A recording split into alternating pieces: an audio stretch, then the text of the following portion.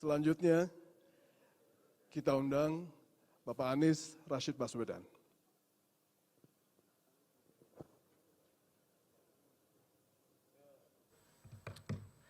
Terima kasih.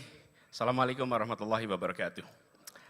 Bapak-bapak, para pembicara yang saya hormati, semua tamu kehormatan yang saya hormati, terima kasih atas kesempatannya. Pertama, selamat untuk Forum Pemret. 10 tahun perjalanan yang menorehkan sejarah untuk Indonesia. Tepuk tangan untuk Forum Pemret. Yang kedua, saya meneruskan yang disampaikan oleh Pak Erlangga tadi. Sehat manusianya, sehat ekonominya, sehat buminya. Rumahnya juga rumah sehat, gitu kira-kira. Ya, karena kebetulan barusan kemarin bikin rumah sehat, jadi cocok Pak Erlangga. Kita menuju sehat, gitu ya.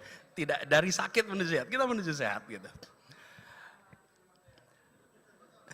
Teman-teman semua, Bapak Ibu sekalian saya hormati, tema yang diusung ini menarik sekali. Jadi kemarin ketika ngobrol dengan Mas Arifin tentang apa yang akan dibahas, ada banyak sesungguhnya yang menjadi semesta pembicaraan kita. Apalagi kalau bicara tentang pers, begitu banyak yang bisa diangkat. Tapi ketika Forum Pemret mengambil tema memajukan pers, menyatukan bangsa, maka kata persatuan menjadi kunci. Dan kalau kita ingat, bangsa ini terbentuk menjadi sebuah Indonesia karena keinginan untuk mendapatkan kemerdekaan hakiki. Kemerdekaan hakiki itu adalah keadilan sosial bagi semua. Karena itulah memilih untuk bersatu. Berbagai unsur yang ada dalam bangsa ini, dari mulai unsur agama, unsur etnis, suku, dan lain-lainnya, memilih bersatu karena tujuan. Kita harus ingat, yang dipersatukan adalah tujuannya, bukan asal-usulnya. Akhir-akhir ini kalau kita bicara tentang bersatu, kita mau menyatukan asal-usul. Padahal sesungguhnya asal-usul tidak bisa dipersatukan. Yang dipersatukan adalah tujuan kita bersama. Disitulah letak persatuan kita. Kita menuju sebuah cita-cita keadilan sosial. Dan untuk itu dilakukan dua hal. Satu, menggulung kolonialisme. Yang kedua, menggelar kesejahteraan dan keadilan. Menggulung kolonialisme sudah beres. Generasi sebelum kita yang sudah melakukan. Bagian kita hari ini adalah menggelar kesejahteraan dan keadilan. Itu bagian generasi kita sekarang. Dan dalam menggelar itu, kita memilih prosesnya menggunakan proses demokrasi. Proses demokrasi ini berbeda dengan masa sebelumnya. Kita pernah hidup di era prademokrasi. Para otoriter, banyak negara juga sudah mengalami. Dan kalau kita lihat apa kuncinya? Rezim otoriter bertahan dengan pilar rasa takut, fear. Rezim demokrasi bertahan dengan trust. Bila fear itu hilang, rezim otoriter tumbang. Dan kita menyaksikan berbagai rezim otoriter bertumbangan karena rasa takut hilang. Nah, demokrasi untuk bisa berjalan dan berfungsi dengan baik, berfungsi dengan baik itu artinya semua aspirasi dapat tempat untuk diperdebatkan. Dan demokrasinya deliver. Deliver artinya bahwa kebijakan yang dihasilkan meningkatkan kesejahteraan, menghasilkan keadilan. Itulah delivery dari demokrasi. Ini membutuhkan trust. Nah sekarang pertanyaannya, bagaimana media bisa memperkuat trust di dalam demokrasi? Kalau dalam menghasilkan, menurunkan fear sudah terbukti. Apalagi sosial media. Sosial media itu efektif di dalam menghilangkan rasa takut. Sehingga rezim-rezim itu bertumbangan. Tapi untuk membuat demokrasi ini bertahan, kita membutuhkan trust. Trust ini antar semua komponen. Nah di sisi lain, kita ketemu dengan ide yang diperdebatkan di dalam sebuah demokrasi, ruang perdebatan dibuka. Pandangan A, pandangan B, pandangan C, pandangan D, dia bermunculan. Dan permunculannya itu bisa menimbulkan yang disebut dengan polarisasi. Tapi tidak selamanya polarisasi itu adalah konflik, dan tidak selamanya polarisasi itu adalah perpecahan. Ada urutannya, polarisasi, perbedaan pandangan, menghasilkan polarisasi, polarisasi bisa friksi, friksi bisa menulis pada konflik, konflik baru perpecahan. Jadi ada fasenya. Nah, seringkali kita melihat perbedaan pandangan langsung buru-buru menyimpulkan perpecahan. Tidak, perpecahan itu paling ujung.